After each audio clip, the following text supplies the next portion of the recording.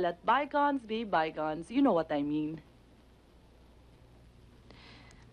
So, why are you here to see me then?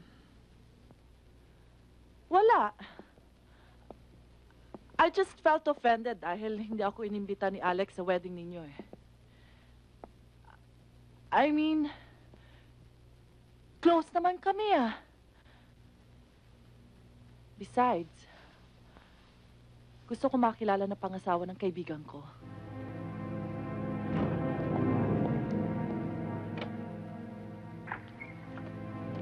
Hi.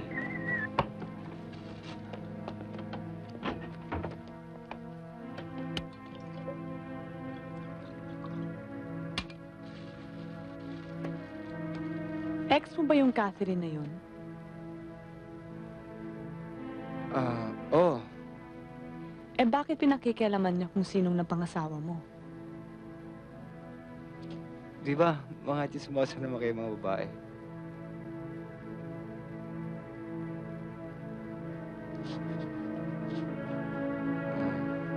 Shower muna ako. Ano oras ba tayo kakain? Did you go to bed with her? Oo. How many times? Twice. Before me or during? Nung nasa Cebu ka, May relationship pa kayo? wala. Nagkikita pa ba kayo hanggang ngayon? Hindi na. Is that the truth? I swear.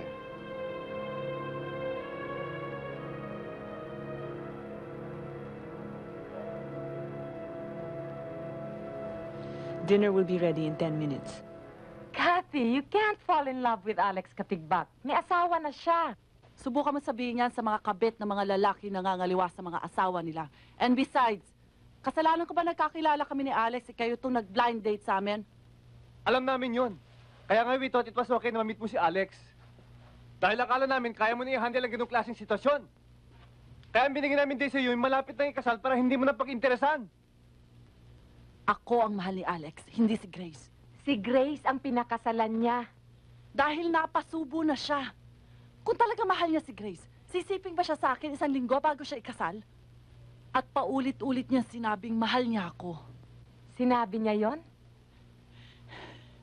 Eh magkakaganito ba ako kung hindi niya sinabi yon? Kat, alam mo naman kami mga lalaki. Sometimes nakakapagbitaw kami ng mga salitang, Napawang kasi nungalingan lamang. Kathy, please. For your own sake, kalimutan mo na si Alex. Hindi siya para sa'yo. Madaling sabihin para sa'yo yan, Jenny. Dahil hindi mo alam kung gaano kalungkot ang nag-iisa. Palibasa, you're married. Magandang takbo ng buhay mo. Nasa iyo ng lahat. Eh ako, habang buhay na lang ba ako mag-iisa? Kung hindi rin lang mapapasakin si Alex, then my life is not worth living.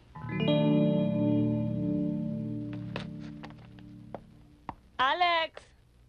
Ano ba? Malilate na tayo sa last full show. Oo, nariyan na. Diding? Pa! Diding? Pa! Mag-lock ka ng mabuti, ah. Siguro mga alas 12 na kami uuwi. Apa? Alexander! Maaga pa. Kulit naman eh. Eh, sa gusto ko pang manood ng trailers, eh, halika na. Ako na. Hello? May araw ka rin, hayop ka. Akala mo masaya ka. Eh, paano ka sasaya, babae ang pinakasalan mo? Ang totoo niyan, eh, bakla ka, hindi ba? Bakla. Sino yun? Ewan ko. Wala ko naiintindihan sa sinabi. Halika na. Ay, the lights, sandali.